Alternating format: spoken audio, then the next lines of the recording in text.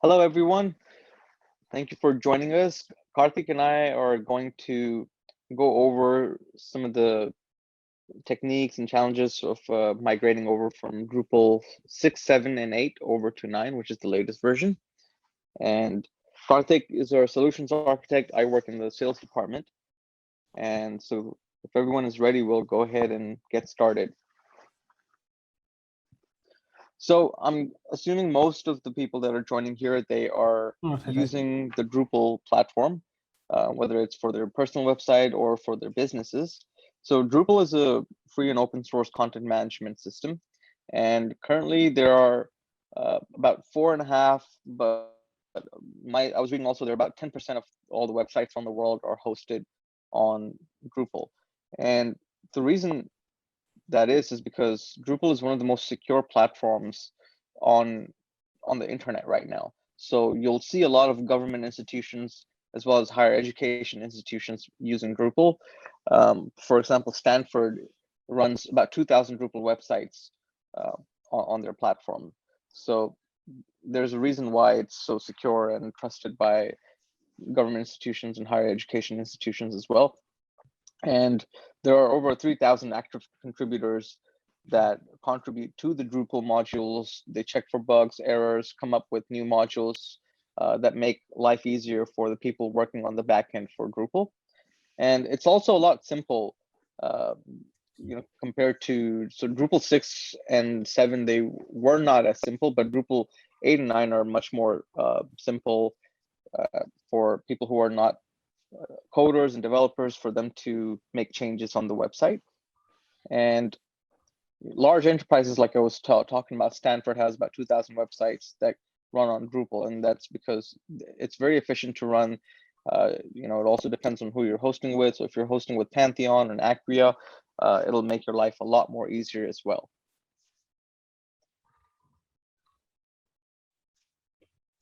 So these are some of the dates for the Drupal. So Drupal 9 was released in June of 2020, and the Drupal 8 end of life is already passed. So it happened in November of 2021 this year. And Drupal 7 was supposed to also be reaching its end of life this year, but since the overwhelming majority of the websites that are currently on Drupal are on Drupal 7, they've extended that end of life support to next year. But for Drupal 8, the end of life is still this year, which is passed in November. And the Drupal 7 end of life is going to be happening in November of 2022.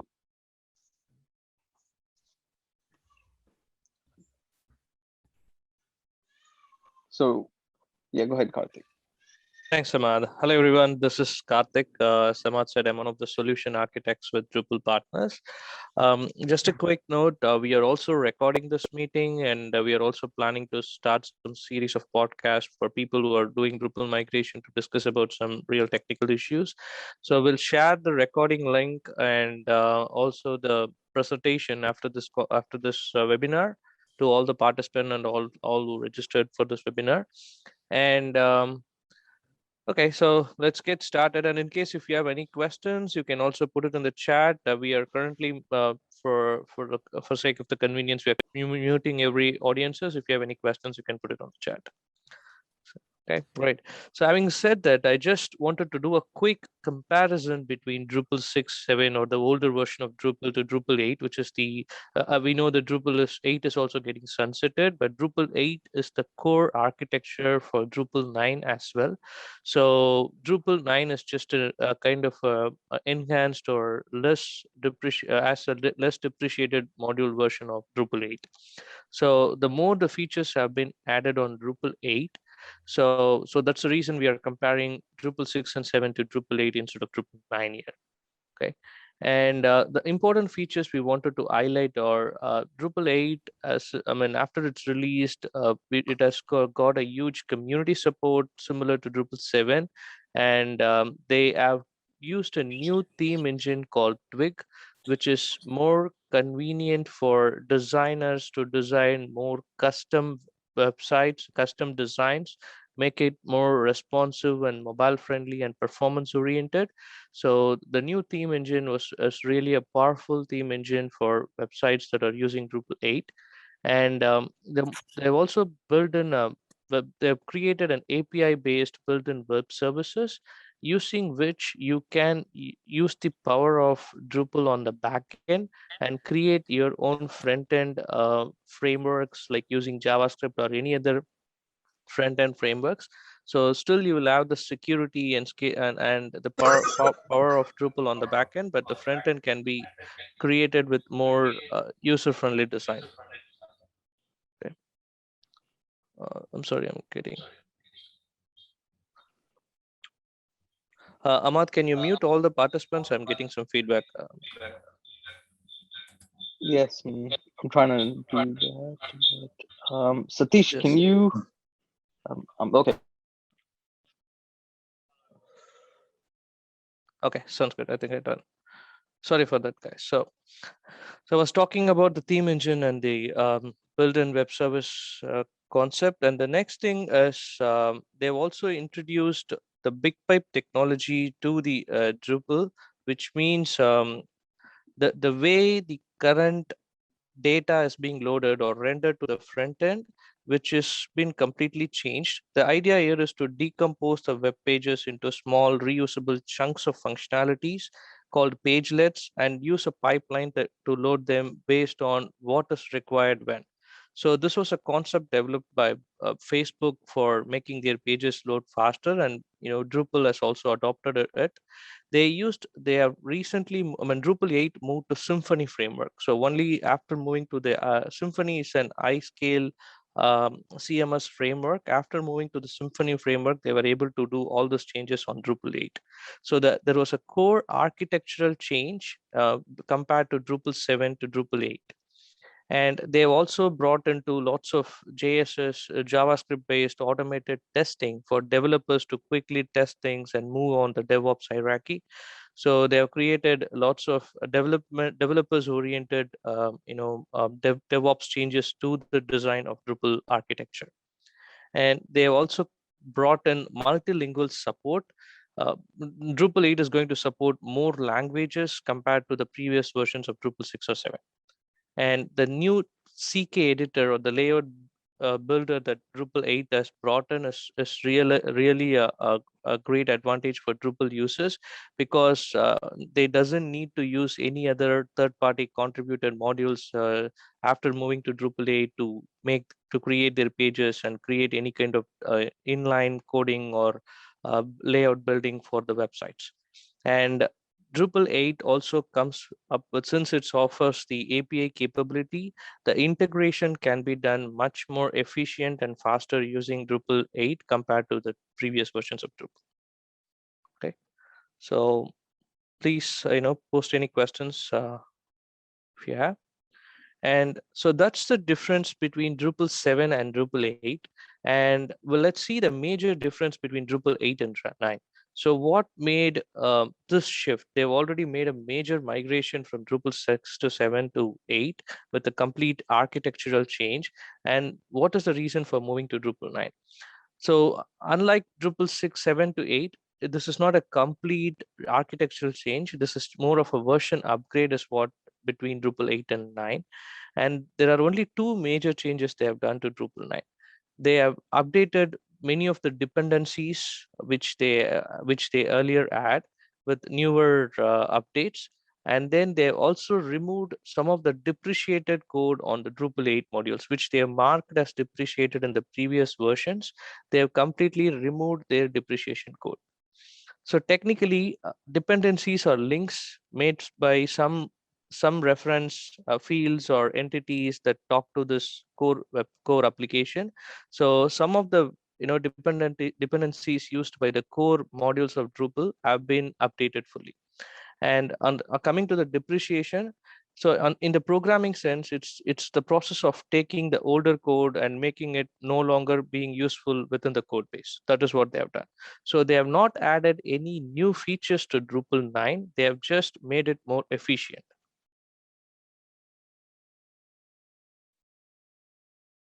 Okay, there was a question from Manny from Drupal 7. Can I directly go to Drupal 9?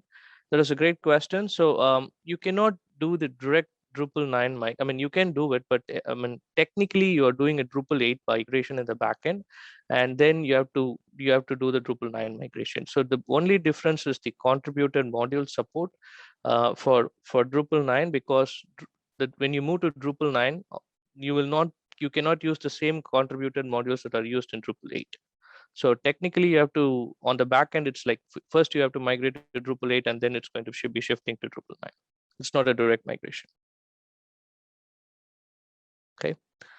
So the next question from Joe.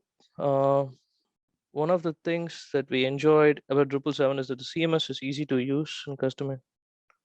They're able to work with our site system. Yeah, I mean, so that's the yeah. Thanks, Joe. So yeah, that's pretty much the agenda here. So that's what I'm going to talk here. So they wanted to make it even more simple. The CMS is, the ease of usage was made more simple at all the different levels. It is made simple for the administrator perspective. It is made simple for the developers perspective, and also from the customer perspective. They have identified all the major issues that Drupal 7 had, and they have fixed it. So when you move to Drupal 8, you will be having a more powerful and more easily usable CMS for you, which if you're already using Drupal 7, Drupal 8 would be a much easier change for you. Okay, thanks for questions. And so some of the new features, which and we have already talked about, the major changes they have done, but we just wanted to highlight some of the major features that have been added into Drupal 8 or 9. So the layout builder. So I think Joe has asked a similar question. So the panels were very similar to Drupal 7. But their page builder tool is much more flexible and easier to use compared to Drupal 7. Okay, and they have created a concept for workspaces inside Drupal 8, so through which you can create multiple workspaces. If there are multiple teams working on a project, you can create easily multiple workspaces and synchronize the code. So that is currently, I mean, the Drupal 8 has built that as a core functionality itself. And also from the media wise, they have enhanced the support of the media files. There are lots of extensions which earlier Drupal 7 doesn't support. They've added that for supporting in Drupal 8 and Drupal 9. And content moderation. So this is also a kind of feature, like, if there are multiple roles inside in your organization, and there is a content creator, writer, and someone has to reviewer. There is a reviewer, and there is to be an approver to approve the content. If there are different hierarchies and roles and permissions, the content moderation process can be easily done on Drupal 8, which is now added as a core feature itself. And similarly, the configuration management, this is more for the developers to do the configuration for the Drupal site. That was also added as a core feature itself. And RESTful web services, which we earlier touched upon on the previous slide, this is more towards the like creating more robust, and you still have the scalability and power of CMS on the Drupal CMS on the back end, and they are completely opening up all the APIs. So you can use the API to integrate it with a different front end system, or to a different third party system, you like an inventory management system, ERP system. So that process is made more seamless now, because the API connectivity, the endpoints, they've improved the endpoints of API. Okay, any questions here? Sounds good. So I'll move on to the next thing. So these are some of the benefits of Drupal 8 and 9. So now we have some, in the previous slide, we have just saw the features. So how is going to be the features, how they're going to translate into the benefits, or for the end users, right?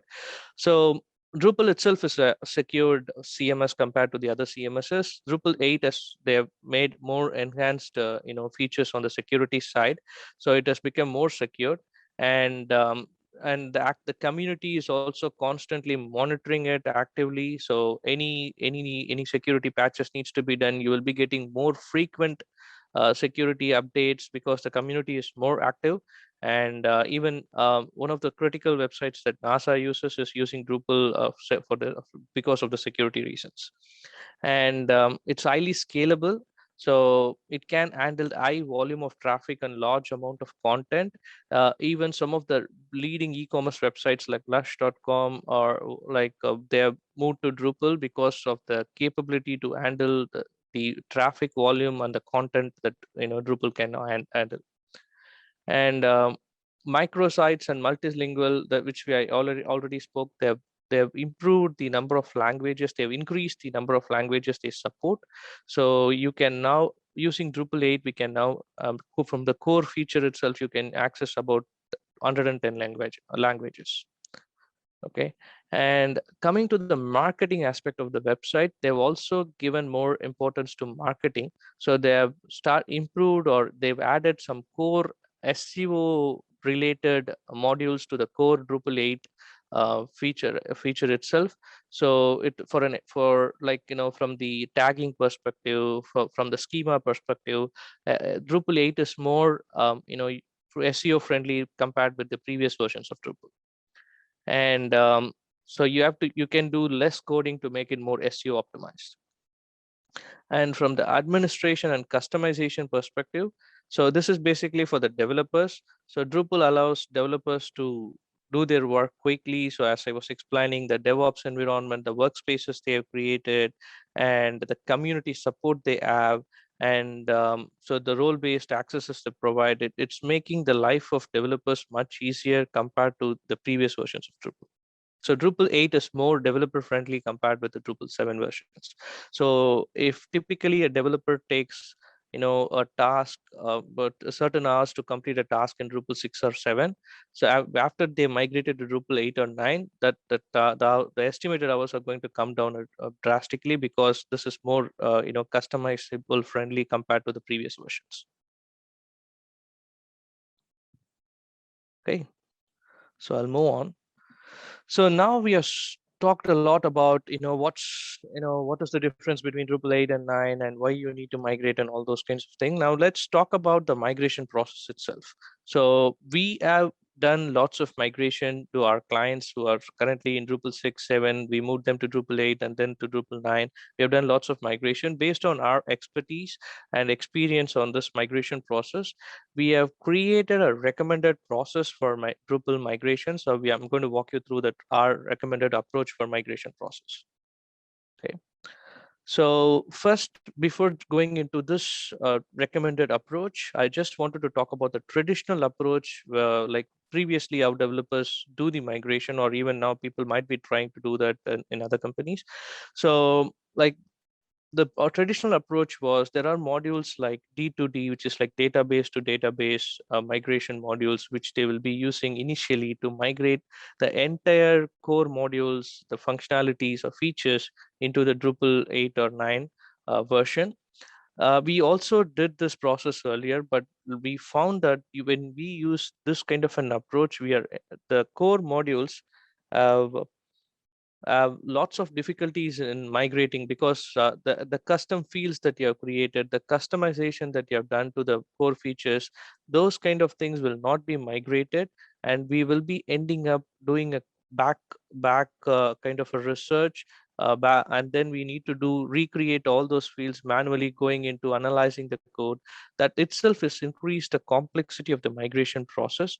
So our team came up with a recommended approach. So what we do is, first we just take up the current website backup, like through Drupal 6 or 7, we just do the backup, and then we recommend installing a newer version of Drupal 8 on a new environment, like a sandbox environment, and then start recreating the modules manually, the core, the blocks, the contents that you create, the field creations. So you can start recreating those modules on the core, on the new installed Drupal 8 core. And also you can start finding out the alternate modules that you are using. For example, if Drupal 7 is using 5 different contributed modules, you can search for Drupal 9 modules that do have the same functionality, whether the developer has created the same modules there. If they are not created, then we have to look for some alternate options, or else we have to create some custom coding for that. So do that analysis, and based on that, start adding the supported modules, that contributed modules that required for your website build. So once you have done the core setup, and once you have done the Drupal site configurations, like the blocks creation, content type creation, field creation, and then once you have installed all the modules and core mod, developed all the custom modules that you wanted to do, then we would recommend doing a data migration. So the data migration, there are lots of good modules available called migrate underscore Drupal underscore I, or we also have created our own migrate data migration module. So using that, we import all the content from the Drupal 7 into a CSV format, and then do the mapping to the Drupal 8 architecture that we have created, and then migrate the data to the newer Drupal version. Okay. So once this process is taken care, then we start working on the custom theme process. So the first, we fundamentally create the backend, and then we start doing the theme customization or theme development process. The views, blocks, all the custom development logics will also come into play on this kind of the process. So now we will have almost we'll be having an 100% completed website, because there is no recoding or anything needs to be done here. It's all a kind of a fresh installation, but still you use certain modules to migrate the data. And once the theme creation is done, our team will start doing the SEO optimization and performance optimization, and QA is part of it. And finally, the final content migration for the data that we have added to the old website during the migration process. So I'll pass here. This might look a little complicated, but it's the most easiest way of migrating Drupal 7 or the older version to Drupal 8 or Drupal 9. I think I got a question. Going from D7 to D8, how much is the migration versus building a new site in Drupal 8? The size and cost of my seems big, and I'd like to understand the math behind. Yeah, so that is what I'm trying to. The question is from Joe. So it's traditionally what we are doing here is we are going to build a new site for you. The only thing we are doing is we are migrating the data using certain modules, but other than that, Joe, it's traditionally what we are doing is creating a new site. We are not trying to migrate your modules or anything like that to the Drupal 8 version. That was a traditional approach earlier people trying to do, but it made things more complex. So what we recommend is we are going to build you a new Drupal 8 site and just migrate the data from your older site to the new site. Okay. Hope I answered your question. So I'll move on to the next thing. And this is another auto synchronization process. Our team has created a separate module for that, and we have been using it successfully for many of our clients. So this is basically for websites that who are constantly updating the content, right, on a day-to-day basis, if they are adding more contents regularly. So what will happen is during this migration process, you will be ending up creating new contents, data nodes and everything to the website. And once, say, the migration is going to process is going to take us 4 to 6 months, right? After the 6th month, you will be ending up with lots of data needs to be remigrated again. So to avoid that complexity, our team has created a custom module.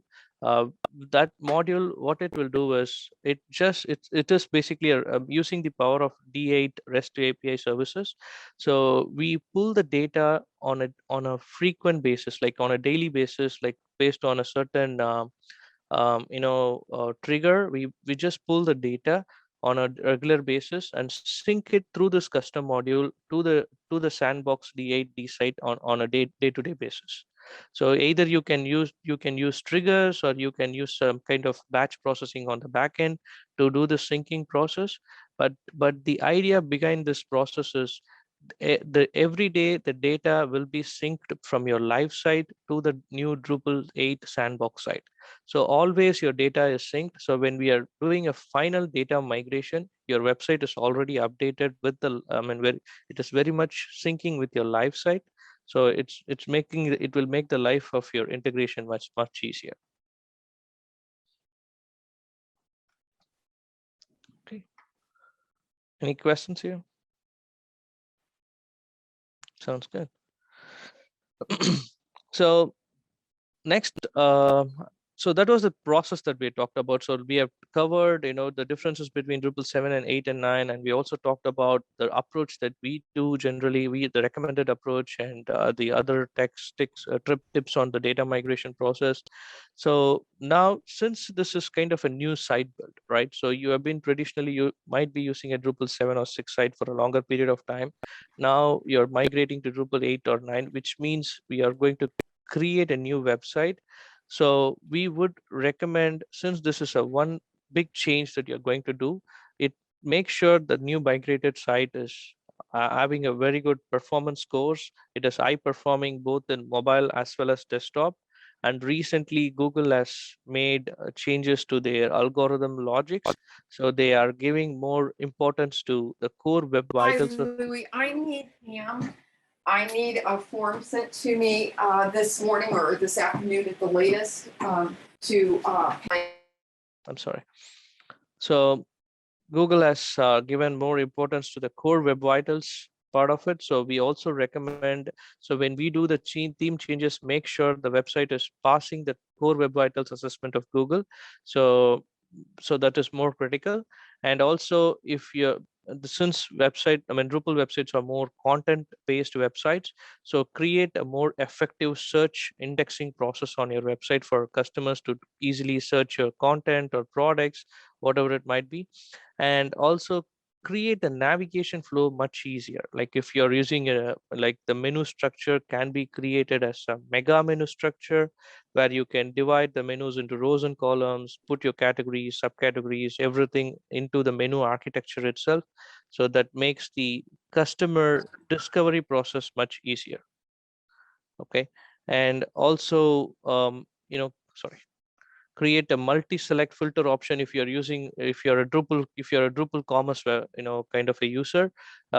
Make it more and make the product filtering option much easier, because Drupal offers the capability of bringing the product attributes along with the product category subcategories. You can also bring the product attributes to the filter section. So you can create a more effective faceted multi-select filter option in using Drupal. And you can also test your websites with heat maps and try. I mean, we would recommend using, there are lots of other analytics apart from Google Analytics tools that are available, like for A/B testing and other different metrics. We recommend using the tools and analytics that are going to let you know how customers are using your website, what needs to be changed, and what kind of personalization you can do to the end user on the content wise. So you can do all those kind of analytics on when you are doing this migration, because this is a kind of a one-time big process you're going to do. So we would highly recommend doing all these things when you're redoing the site, because the initially when you're doing this, you no need to worry about the website, at least for the next 5 to 10 years. So that would be the recommendation. Okay.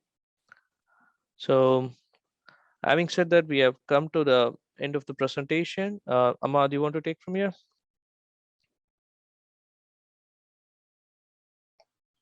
Yeah. Yeah, and please feel free to put any questions you have on the chat. We will definitely able to take more questions here. Go ahead, Ahmad. Okay. So so everyone's going to get a recording, but if you want to read some more information about the migrations and the myths surrounding the Drupal migration, we have a free ebook that you can download. And we'll go over to the next slide. And one of the things that we do is we can do a free audit to show you exactly what modules you have and what would be the cost estimation to do the migration. And so you can reach out to hello@Drupal Partners. You can use my email, Hamad@Drupal Partners, and I'll be reaching out to the people that are on this webinar to see if we can do what sort of access. I think we have a question from Joe. So the access that we need is a backend access, and we don't need it for the live site. It can be for a staging site if you have a development site. So we can use that as well to give you the cost estimate. for the migration cost. Yeah, we would be requiring your Drupal administration level access to the backend to do a full audit. We'll go over to the next slide. Okay, so we'll also send you a coupon code when we are sending this material, so you can use the coupon code to register into our website for the free audit. Okay. Any questions?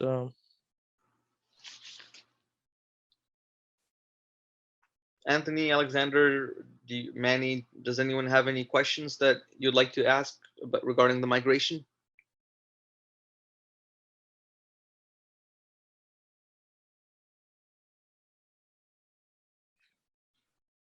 Okay. So Manny has a question. Any thoughts on how Drupal 9 will work in combination with disruptive technologies such as voice, visual search, AR, and VR displays? Okay, great. So that was a great question. So that's the reason for opening up the APIs, RESTful APIs, so that which is more easily accessible compared to the previous versions of Drupal now. So based on what kind of obviously we have created applications on Drupal that integrates with voice search. So definitely based on if that particular application that you're using has a certain kind of relevance to the website in terms of the content or what you're trying to achieve, definitely you can use the APIs of Drupal to talk to make that integration possible. But technically you need to create some kind of custom module or integration process in the middle to make those two systems to talk to each other. Yeah, Drupal has a very good SEO. Next question is Drupal 9 have good SEO capabilities? Yeah, so Drupal core itself, they have improved the SEO optimization process, as I was explaining earlier. So they have made the schema more organized, and the tagging process they have brought into the the page builder concept itself. So it is more SEO friendly, and also you can easily like the previous like the plugins like Yoast. So some of the features that Yoast plugin and other features, the other similar plugins were earlier offering, some of the base features have been integrated into the Drupal 9 core feature itself. Yeah, is multi-site possible with Drupal 9? Yes, multi-site is still possible with Drupal 9. So they have not changed that particular kind of architecture. You can use still use Drupal as a single the one database or code base to support different front ends and store views or page views. So multi-site is still possible with Drupal 9.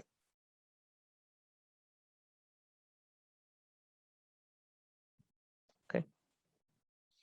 Great questions.